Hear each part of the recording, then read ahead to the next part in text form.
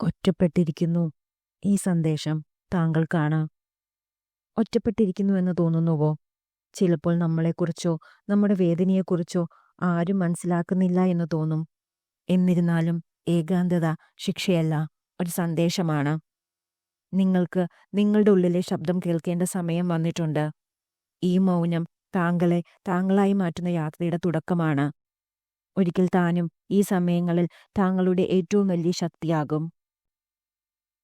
ഒറ്റപ്പെട്ടതല്ല താങ്കൾ, ഏകാന്തതയെ ശക്തിയാക്കാം. മിക്കവാറും എല്ലാവരും ഒരിക്കൽ പറഞ്ഞിരിക്കും, എനിക്ക് ഈ ലോകത്തിൽ ആരുമില്ല എന്ന വാക്ക്. നിങ്ങൾക്ക് ആരുമില്ല എന്നതല്ല പ്രശ്നം, നിങ്ങളെ ഒരാളും മനസ്സിലാക്കുന്നില്ലെന്നതാണ് പ്രശ്നം. സോഷ്യൽ മീഡിയ, സുഹൃത്തുക്കൾ, ബിസി ഷെഡ്യൂൾ എല്ലാത്തിൻ്റെയും ഇടയിൽ നമ്മൾ ഒറ്റപ്പെടുന്നു. പക്ഷേ എങ്കിൽ ഞാൻ നിങ്ങളോട് പറയട്ടെ, ഏകാന്തത നിങ്ങളുടെ ശത്രുവല്ല, അത് നിങ്ങളുടെ ഗുരുവാകാം.